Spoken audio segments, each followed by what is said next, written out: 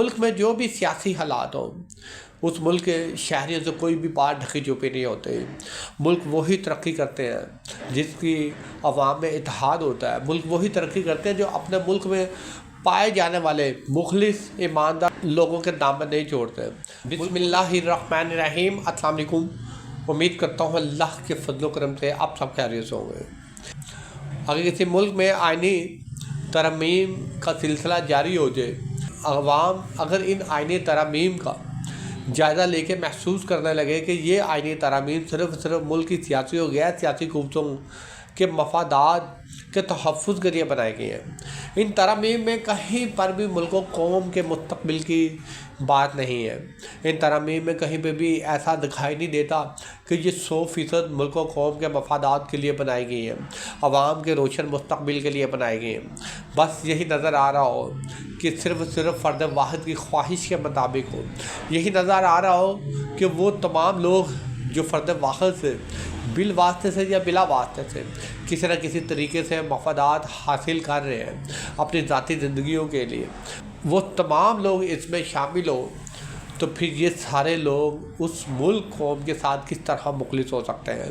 अगर किसी मुल्क को लोगों को वाज़िह तौर पर नज़र आ रहा हो कि तमाम मराद मुल्क की सियासी और गैर सियासी क़ुव्वतें समेट रही है, जहाँ पर बात आती है आवाम की, जहाँ पर बात आती है एक आम शख्स की, उसके लिए ज़िंदगी गुजारना मुश्किल है।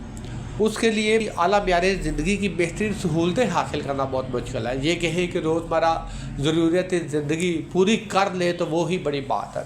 अगर किसी मुल्क के एक आम शख्स की मुआशी हालत इस तरह से हो कि ज़िंदगी गुजारना महाल हो जाए, हुकूमती मामला चलाने के लिए टैक्स आम आदमी के कंधों पर दिन ब दिन बढ़ रहे हो, लेकिन अवाम की कोई सुनने वाला ना हो, अवाम की तवक्कुआत ख्वाहिशात का एहतराम करने वाला ना हो, तो वो मुल्क तरक्की नहीं कर रहा होता है। समझ लें कि उस मुल्क की जो अवाम है अभी उसमें इत्तेहाद नहीं है।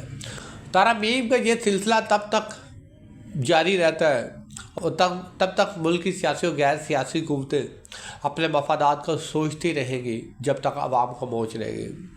अवाम जिस दिन बाशऊर होकर फ़ैसला करेगी कि इनकी ख्वाहिशात का एहतराम हो, इनके फ़ैसले इस मुल्क पर नाफिज हो, बहुत हो चुका, बहुत लूट खसूट हो चुकी, मुल्क को आइन के मुताबिक चलाया जाए, मुल्क को तरक्की के रास्ते पर लेकर जाने के लिए जो सही तरीक़ाकार है वही अपनाया जाए।